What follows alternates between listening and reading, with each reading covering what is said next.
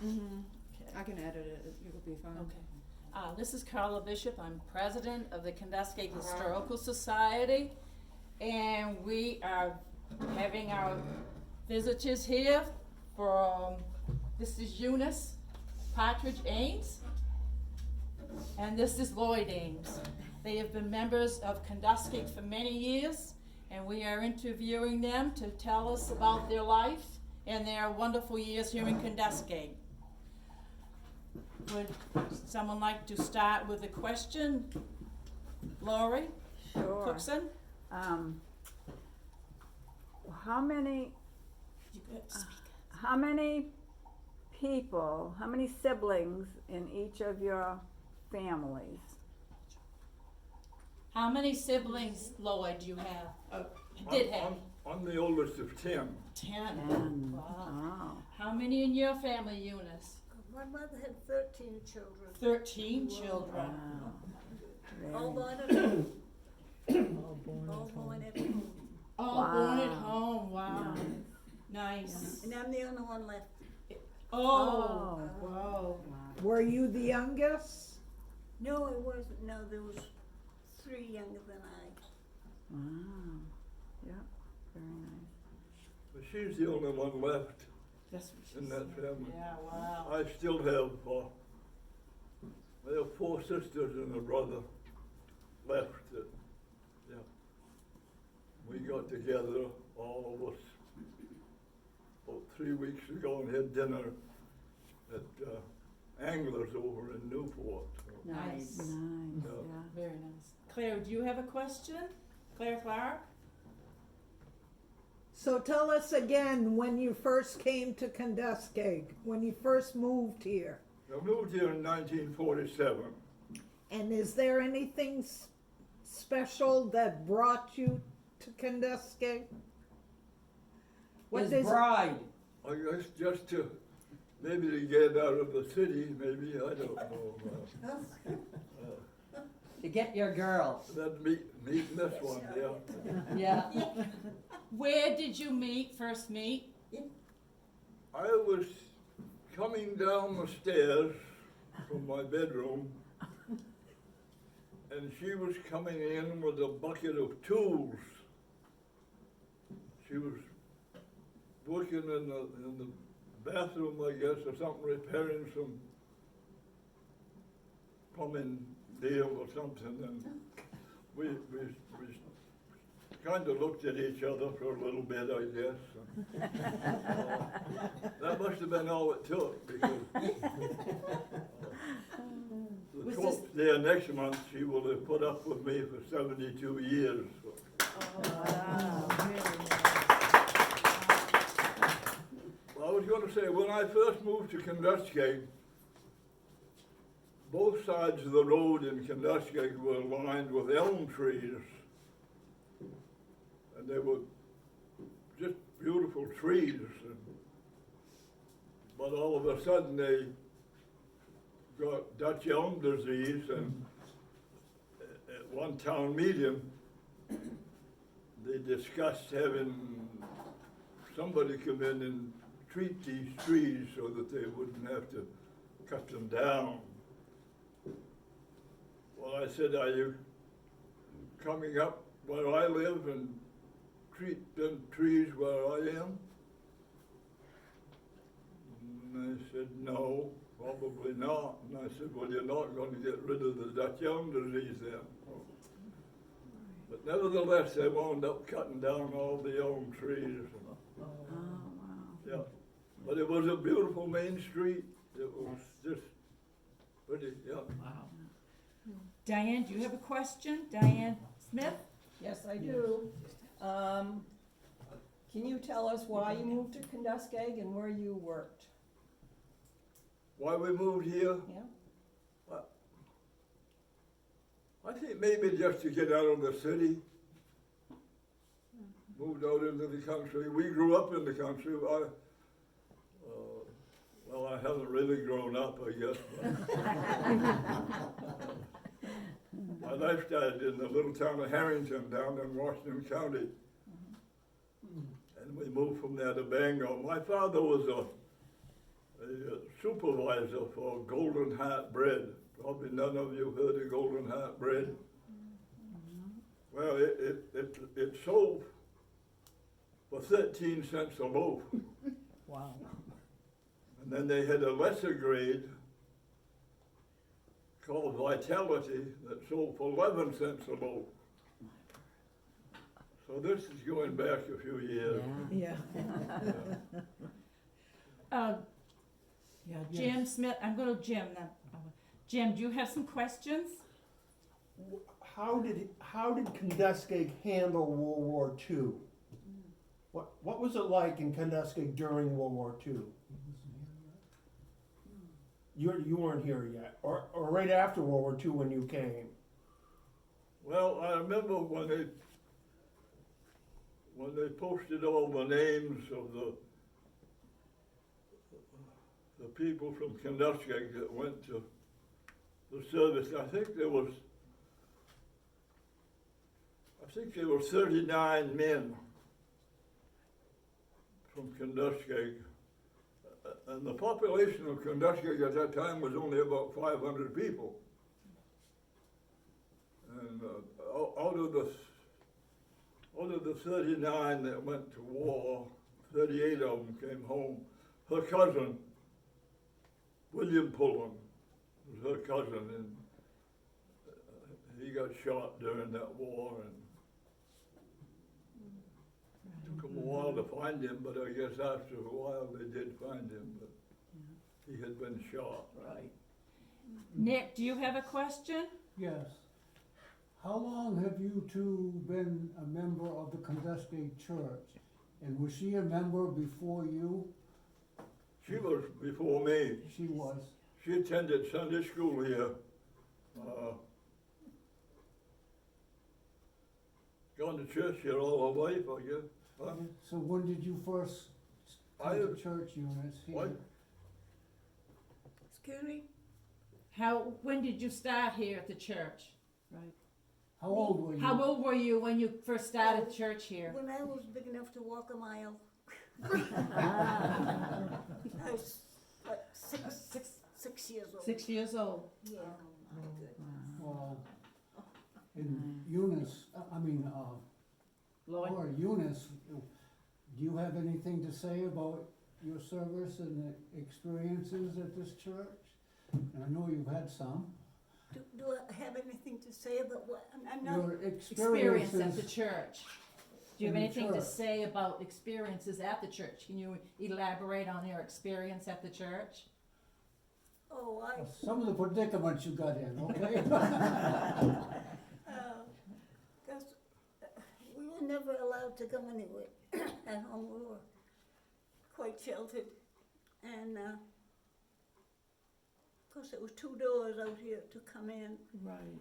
And whenever we got ready to leave, if the pastor was standing in the doorway saying goodbye to everybody, I always went around going out the other door.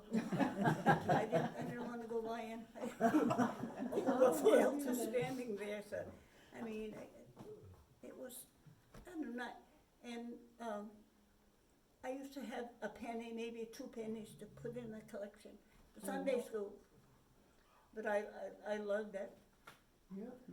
Then when I was big enough to stay to church, then I stayed to church after that and walked back home. But, oh yes, this has been a heaven to me on earth, heaven on earth. And Were there a Lord, lot I of know- children in the Sunday school? Excuse me? Were there a lot of other children at the Yes, there Sunday were school? a lot of little kids in Sunday school, because I was about this big. I wasn't very big. Yes, there was, and, Do you have any favorite events or event memories? like, Like bean suppers or? well, when I got old enough to teach Sunday school, I just loved all of those kids I had. I had, probably, anywhere from 7 to 10, probably, kids every Sunday. And the Sundays that I might be a little bit late getting here, the children would get there first, and the little ones were just crying. And I don't know what was wrong, and they said, "There, she's here now, she's here now." They were just crying because I wasn't there. Afraid you weren't gonna. So, I mean, I've loved the kids all my life, and I still do. Awesome. Even the big kids. Pastor, do you have some questions for them? I have an article here that I had to me the other day about a toddler who was saved from drowning. And Eunice was involved in that. A child saved in a drowning that you Yes. saved? Oh, yeah, Linda Lugden helped with that. Yes. Lyndon and Ernie live above us in the next house up. Yes, they weren't allowed to go, I had a fence out there because there was an end to the fence. And the three of them, two of them were brothers, and Timmy Taylor. I don't know what possessed them to do that, but they thought they'd Kids. test my, and 'cause I was in the house working and doing stuff, and I kept looking out, and I didn't see them anywhere, and 'cause if I looked in the kitchen mirror, which I was at the sink most of the time, I could see the whole backyard, and they weren't out there, and you have to give me a few minutes. Oh, sweetheart. I looked out the back window, and Timmy, the two boys that were brothers, I saw them coming down the cross beyond the fence with their heads down, and I thought, uh-oh, what's wrong? And I went out, and one of them said, "Timmy drowned in the pond." And, I ran up, I told them to get in the house. I think Lloyd's sister was at the house at the time. And I told them to go in the house. And I ran up across that lawn, and when they got part way up there, I saw Ernie Lugden coming down from his house towards the pond. And he said that, after there had been, he said, "I saw 3 kids go up there, but I only saw 2 going back." So we both went out there, and he waited. Of course, it was in March, and how it gets cold and it kind of freezes over a little bit. Hasn't thought, well, they thought it would be safe enough to go out there, so they started to go out, and Timmy went through the ice, and Ernie went out into that water and picked him up, because he wasn't underneath or anything, but he had been underneath. And Ernie grabbed him, picked him up, and I was halfway out there myself, and so he gave him to me, and I got him back to the shore, and Linda came right down there, and she did CPR. what she had to do to him, CPR, and kept hollering. I kept looking up at the sky, and I said, "Please God, they can breathe, they can breathe." And he started spitting up water. And so I called the ambulance, and Scary moment. they took him, and they tried to make me stay at the house. I said, "No, I'm not, I'm going. So my boots were full of water and cold water from that pond, and they took him in.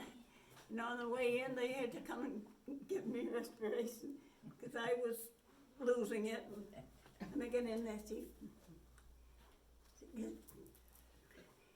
they came and dumped my boots out.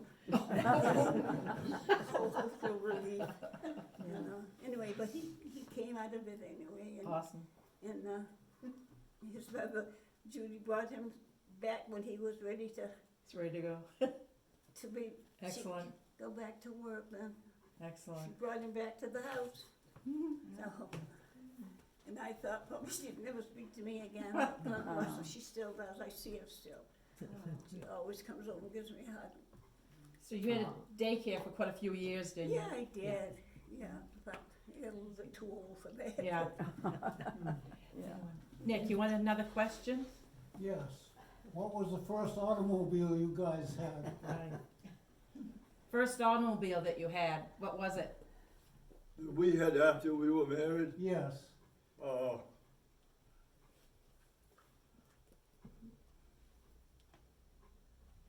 It was something that had a steering wheel and foot. It's all right. I think it was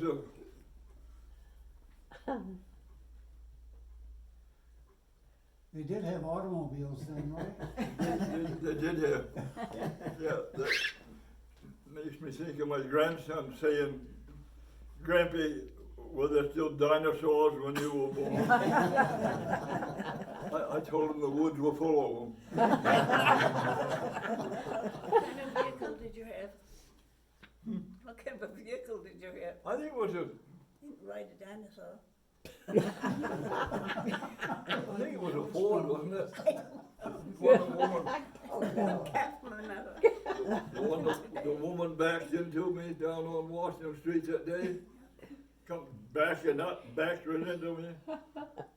Then she's telling the police that I hit her. Lloyd, you told me about one, you grew up in Harrington, went to school down there when you were young. Yeah, You had telling me the other day about a story down there. About you skipped school? oh, Oh. yeah. I attended from the first grade until the 8th grade. I attended 3 one-room schoolhouses. And these one-room schoolhouses, one teacher taught grades 1 through 8. I went to the second school I went to. Mrs. Mitchell, Helena Mitchell was the teacher, a nice lady. The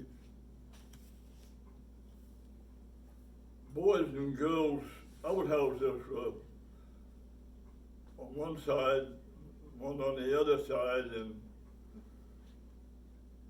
there was a window in between. Oh, I got detention one time. I don't remember what grade I was in at the time, probably fourth, fifth grade. I crawled out through the window and went home. Well, it wasn't very long before, I think she had a 35 Chevrolet coupe, if I remember right.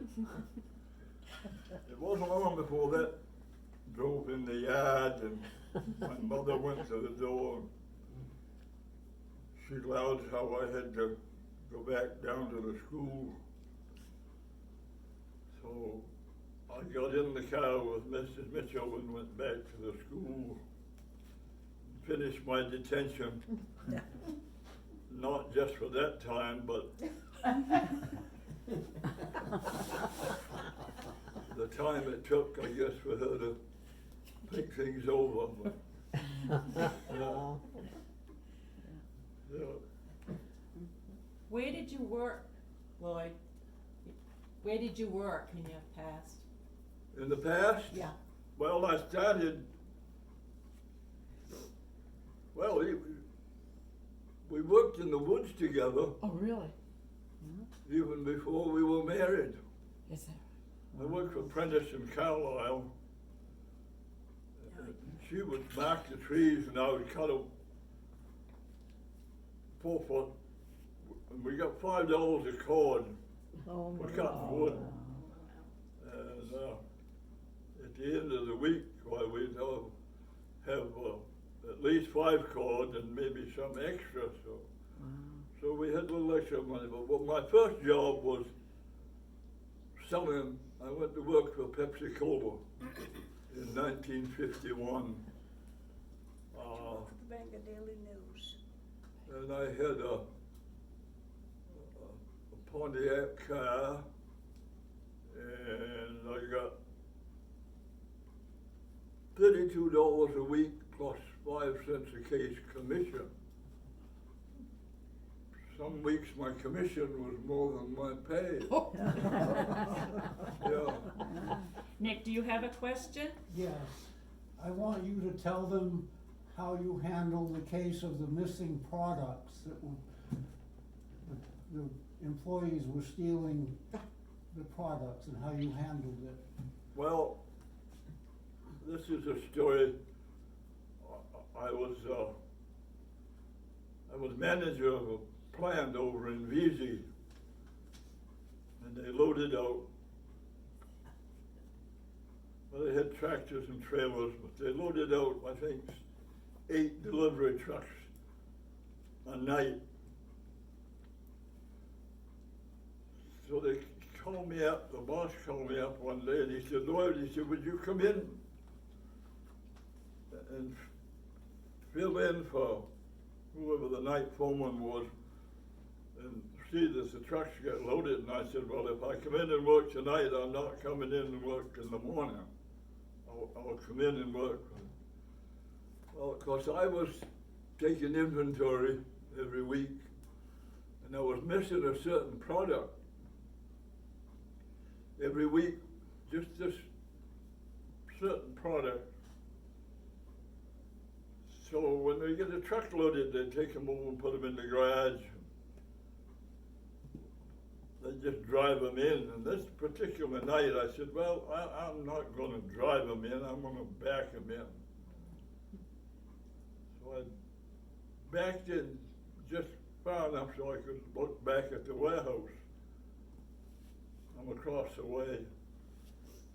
And the door opened and out come a case of product and put it in the car. And I could see that it was a product that I was missing every week. So after loading all the trucks, going back to the warehouse and taking the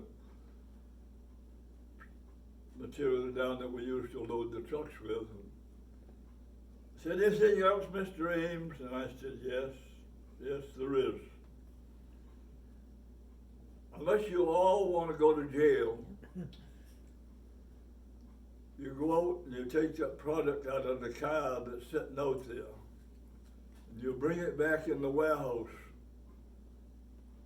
There'll never be anything else said.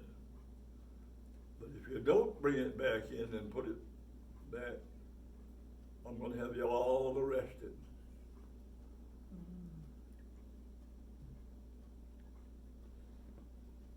One of Mary and Charles, I don't think he was working with me at the time, but Mary and Charles' son worked for me. He was going to college at the University of Maine, the younger boy. Daniel. Daniel, yeah. Is anyone else? I don't think he was with me at the time, but the inventory was right after that. Every week. Right. Eunice, you still cook in Cape House, right? You were making peanut butter cookies the day I stopped over. So you still cook and clean and everything else too. You both, and you still play golf, right? I do, when it isn't raining, yeah. And you still drive. I still drive. Yeah. Yeah. She still has a license, but she doesn't drive. Any other questions? Jen, have a question. How many children and grandchildren? Oh, We have no biological. they're adopted. They're all adopted. They're all adopted kids. We have We call her Miss America. 6. And she's not afraid of pastors anymore, because she always gives them a big hug. And Lloyd is our storyteller, as you all know, Right. and he always has a story. Yeah, we were both involved in Sunday school here for number of years. When I came here, Dick and Jane Bailey, I think, Dick Bailey was the pastor. We had no basement. We did have a whole dugout on the front. There's an old wood furnace with pipes about 2 foot round them, probably, going from the wood furnace set up there, and the 2 pipes ran down through, and the heat came up front there to try to help keep the pastor warm, I guess.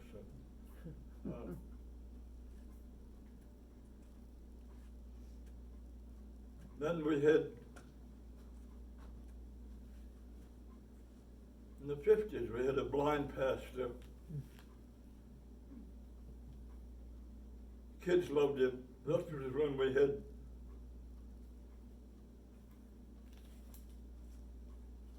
$126 children in Sunday school. That's amazing. 2 years running, we had the second largest Sunday school in the state. And the kids loved this blind pastor. He was with us for, I don't know, 12, 15 years. I think we paid him $15 a week. 12 or $15 a week. I don't, he lived in the parsonage. Were these kids all from Kenduskeag? These kids, no, they weren't. They were. We had children from Corinth. We had children from Hudson. Children from Louvain. And when I look back, I think these children came from big families. Yeah, there were the Robinson family lived. But the Robinson family lived up on the Clark Road. I think there was 10 of those children.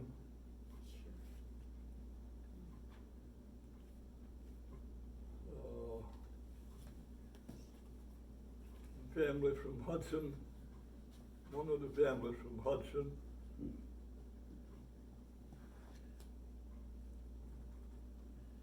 What were their names now? Townsend. They went to Sunday school here. In fact, their mother, Viola, taught Sunday school here. Now, was all these big families because they had farms and the children? Yeah, mostly. Yeah. Mostly, yeah. A lot of farms back then, right? Yeah. A lot of farms. Yeah. Nick, you have a Yes. question? Speaking of farms, tell them about your adventure of breaking hay and the horse running away. Oh, my word. Well, this was, I think, the first year I moved out here. I went to work for, there was a big farm over on the Horseback Road here. And they owned all that property from that farm all the way back pretty close to the cemetery on that side of the road, I guess. There was a hill, and I was raking hay with a horse and a rake, and the handle as you pull, when you got so much hay in it, you pull the handle and keep going. And I'm mowing on the side hill, and all of a sudden this horse kicked up, and the way he went down over the hill, and I let go of the reins and just hung on to the seat, the old iron seat I'm hanging on to, and I said, well, he'll stop when he gets to the fence anyway, but he didn't. He went to the fence and I said, well, it seems like he'll stop when he gets to the river, he won't cross the river. Well, he did, he stopped there. Well, I unfastened him out of the hay rake. I took him home up across the field back to the barn. But the reason he took off, we raked over a hornet's nest and they stung him. They stung his stomach bad. He didn't discover it till the next morning, but that's the reason he took off on the dead run. Yeah. Jim, you want a question? What are your memories of Gert, Art's place? Art's place? Gert, what are your memories of her? Well, when I moved here, Art's place was Earl and Mamie Orton owned a little place, a Sunoco station it was. They had, I think, only had one gas pump. And this was not electric, this was a hand pump with a dial that told you the gallons. Did the hand pump. And then Earl and Mamie sold to Arthur and Gertrude Messica. These are all nice people. She was terrific. She probably gave our 3 boys I don't know how many cones of ice cream. Yeah, time after time after time. And they came down, when they bought the place from Morton's, they came down from Madawaska. So she would go back to Madawaska every once in a while, and Eunice and I would run the store and the gas pump while she was gone. So, yeah. So you helped her every so often? Yeah, a couple times a year maybe, yeah. Didn't realize that. Yeah. Nick, you have a question? Yes, this may surprise you, but Eunice and I have never gotten along. We got off to a very bad start. I'll admit it. When I first got my hearing aids, she shouted all the way across the church, "I have a battery for you," and it was like it's been a rough going ever since, right, Eunice? Can either one of you or both of you elaborate on how Kenduskeag has changed? Oh my I word. know. There was a lot more buildings, wasn't there, and businesses? Well, When you there came. were, other than Messicus, between Messicus and Ben Small had the store. Ben Small had the store where the old store is there now, where they just keep storage of redemption. But between there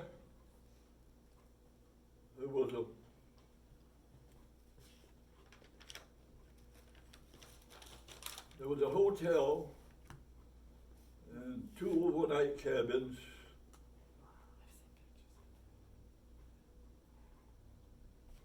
Seemed like there was something else in between there.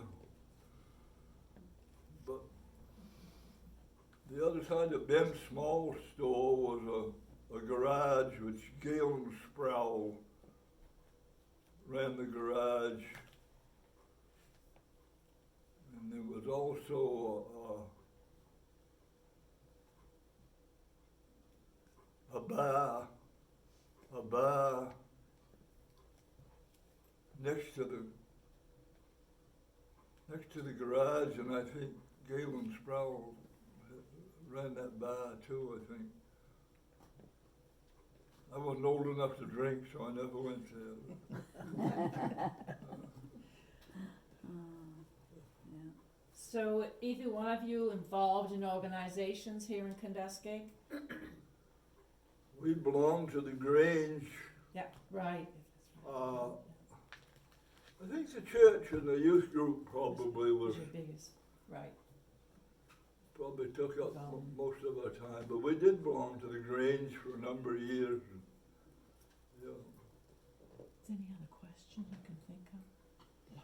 Did you belong to the Willing Workers? Was that part of the church or? Yeah. Okay, yeah. You said there were a lot of farms. How did sustainability food-wise change? Did you go to grocery stores? When did that start to really shift around here? Going to the store. How about going to the store instead of Instead local? of like instead of relying on Right. farms. I don't think we bought. My family grew with all of our, You had your own gardens, right? oh yes, except for like flour and sugar. Did you go into can? Bangor and all of these, to me, they were big at that time. And sugar and flour, and then they had barrels, flour barrels at the top of our stairs where we went upstairs. And they filled those barrels, one with flour and one with sugar. Well, for winter, but as far as vegetables go, we had our own, we had pigs that they killed for meat in the winter, and chicken, we had chicken every Sunday. And those things, so we didn't buy much at the store. Him and I, of course, bought more groceries in Bangor than you did out here. Yeah. But we didn't buy a lot cheaper than it was.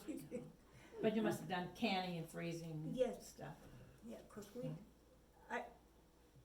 I never had electricity till I was 21. Really? So I didn't miss it because I never had it. Right. But when I did have it, I thought I had the world. Didn't have to crank the ringer for the washing machine or anything like that anymore, so, Do you have a question? Yeah, I was wondering, when you folks moved into the village, were the trolleys going at that time?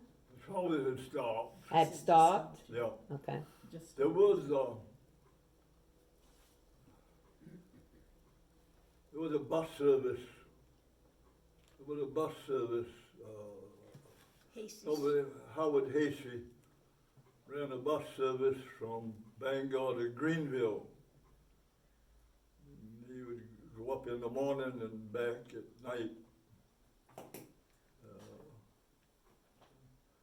I think it was, I don't think he worked the weekend. I think it was just Monday through Friday.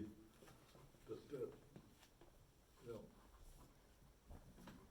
Do, Do you remember Kenduskeag's celebration in 1952, the 100-year celebration? we always had, back when I moved here, there was always an old home day. What they call it, old home days? Every year they had what they called old home days. And, I guess that finally petered out, but I think that was mostly sponsored by the Grange. Grange did a lot, didn't they? Yeah, the Granges were really strong at that time. Yeah. What are your memories of Francis Harvey? Francis Harvey. Francis Harvey? Yeah. Francis and I were friends for a lot of years. Now, all the years that we knew each other, because we were both active here in church. And they had, the only time Francis and I ever had any problems between the two of us, when we decided to put candles in the windows. And we needed receptacles. So we had an electrician come and give us a price. I think the price was $1,500 at the time. I talked with my son Peter. Peter said, no, if you help me, he said, we can do that for a lot less than that. But we did it for $500. I helped him run all the wiring around. But I paid the bill out of the church funds that we collected on Sunday. Two Sundays, I used that money from the collections to pay the bill. Oh. Wow. It upset Francis something terrible. Didn't talk to me for months. When he took the money, he was the treasurer. I was the assistant treasurer.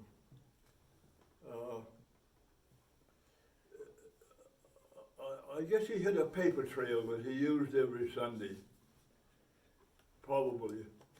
And this, by me taking that money out of that collection and paying Peter for doing the $500 job that was going to cost $1,500,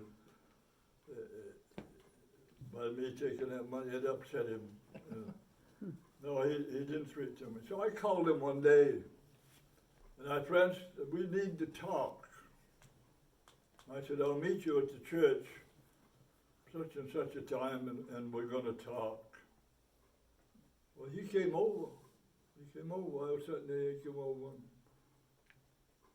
sat down, we talked, and when he left, we shook hands. We were friends again. Nick, do you have a question? Yes, Eunice, in all of your years, what is the worst winter that you remember? The worst winter.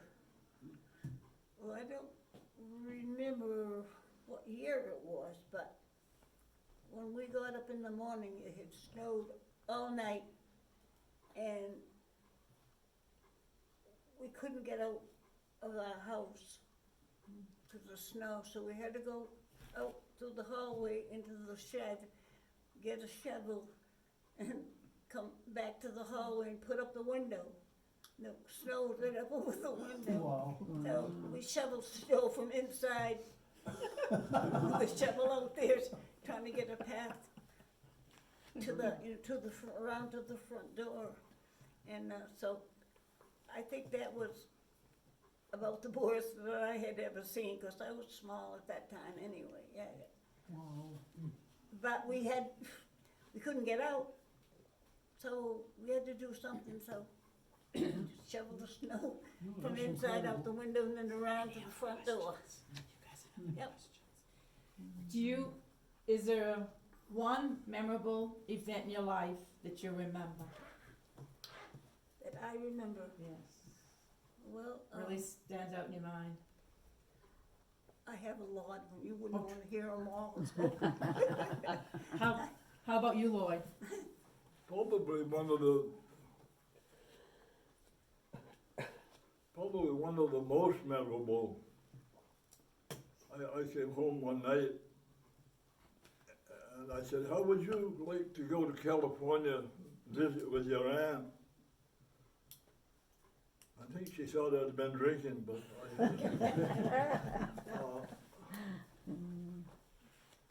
I said, I'll take a leave of absence.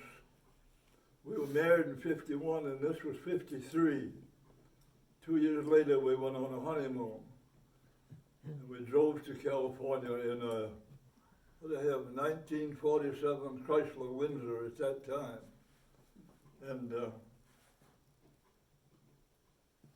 that was quite memorable. Yeah. I remember when we left her aunt's place this one morning to head up to Washington State and visit with a sister up there. When we went across the Golden Gate Bridge, it was so foggy, you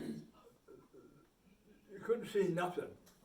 And if you didn't know there was anything ahead of you unless you hit it with but we got across there anyway. And probably that same day, that same night, we were traveling up through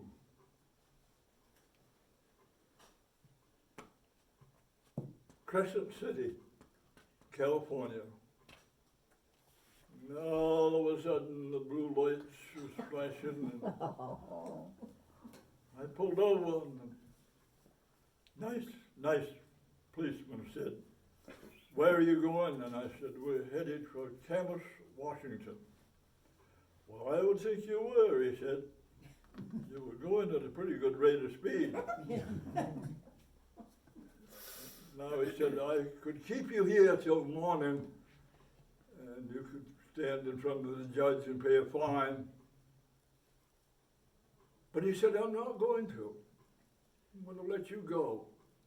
I thanked him very kindly and kept my speed down till I got out of Crescent City.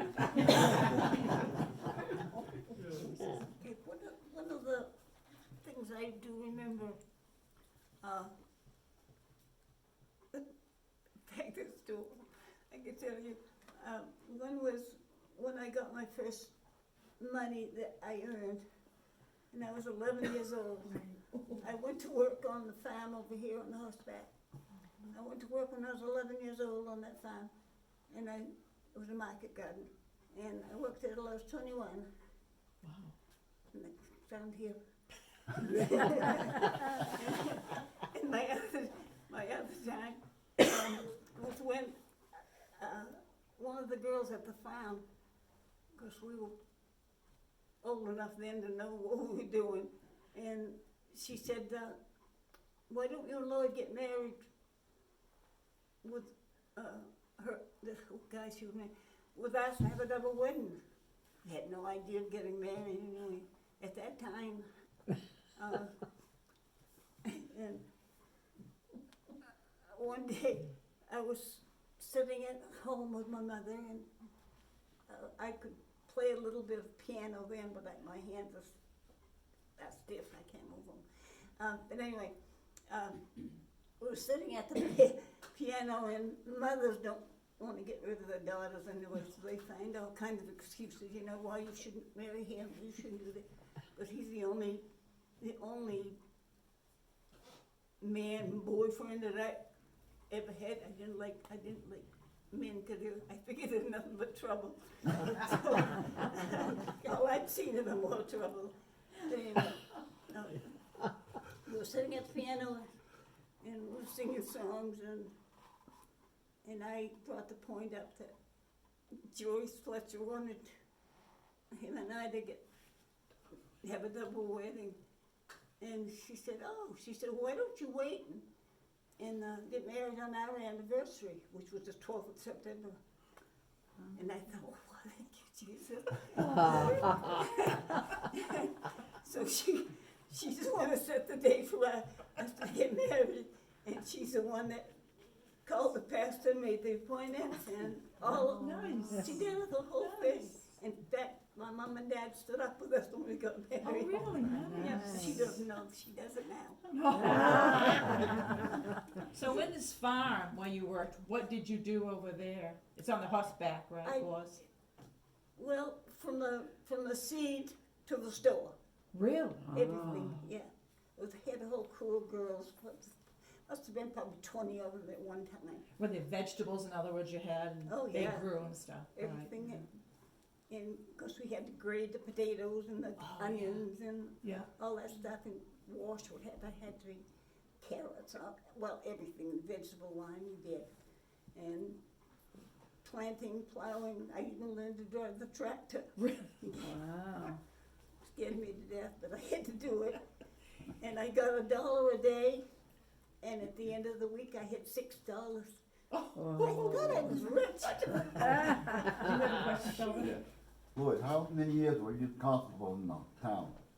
How long were you constable in the town?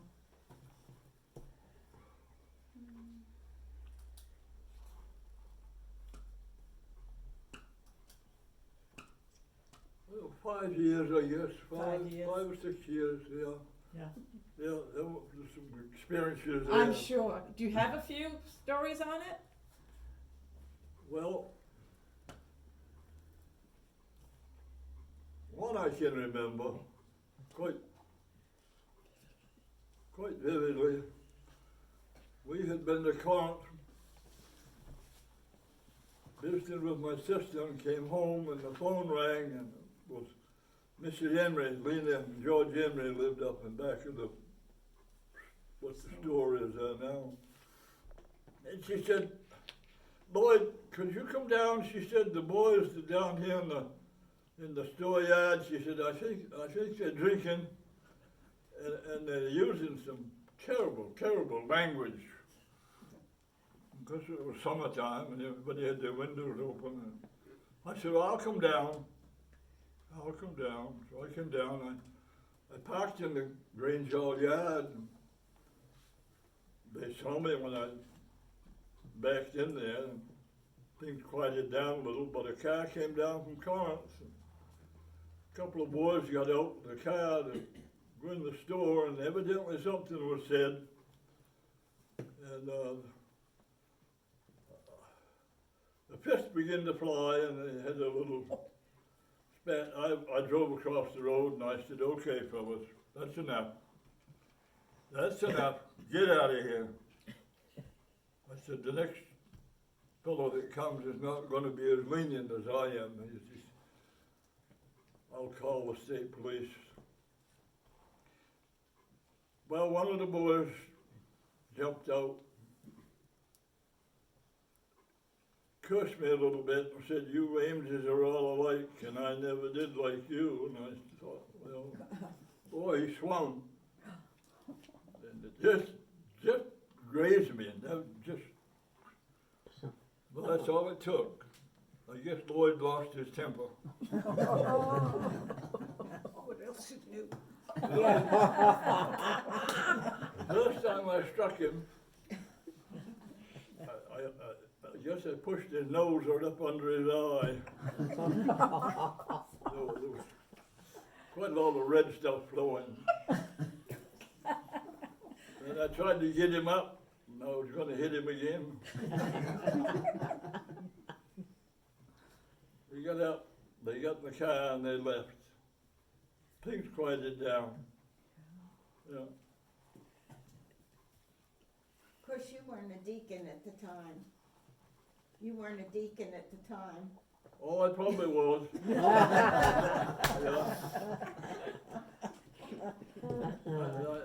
I probably was. You gotta keep the peace. Yeah.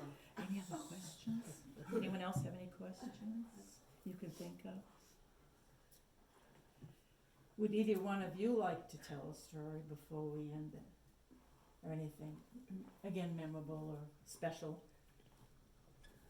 in your history of Kenduskeag and living here? What would be your favorite Christmas? Your favorite Christmas together? Do you have one? Or Christmas traditions like gingerbread or Things you mincemeat? make, yeah. Any holiday meals that you're especially? No, everything to me is special. She was still baking the peanut butter cookies the day I stopped up a week ago. Still cooking. Yeah. Nick? Yeah. One of the things that they've done, very interesting, is they've had their family reunion here every year for how many years? Oh, I think we met here for 30-some odd years, 37, 38 years. We met here.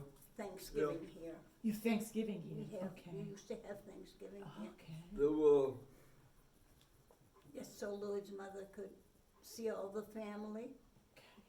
And Nice. this way, she could see, you know, grandchildren, Right, great-grandchildren. they're all at once. That she hardly ever had seen. And so we did that until she passed away. And then we just continued to do it, I think up till last year maybe. Wow. we didn't do it last year, did we? No, I think No. we did COVID up stuff. until last year. Yeah. So there must have been quite a lot of people, quite a gathering. Oh, yes. It was over 100, I think, the first time. Really? Wow. Yeah, 100 and, maybe 102. Wow. And then I think the last time we met, there was only 40 something, so. Yeah. Yeah. But there was a lot of aunts and uncles and Just the relatives, too. grandmothers and grandfathers. A lot of the family we hadn't even seen, so it was good for us to. Okay. Anyone else have any questions? I want to thank both of you for coming and doing this. It's been very interesting. I love to hear the old stories and all new ones too, but we really enjoy it. We want to thank you both for having come and do this. I was not for it, but I'm not, we were, you're not allowed at home. I grew up with nothing, thought I had everything, Right. because we had no. And you were breakfast. sheltered kind of, Yes, yeah. yes, we were, until I got married and. Everything changes, right? Yes, but I couldn't have asked for a better person anyway. I waited a long time. 72 years, right. Thank you very much.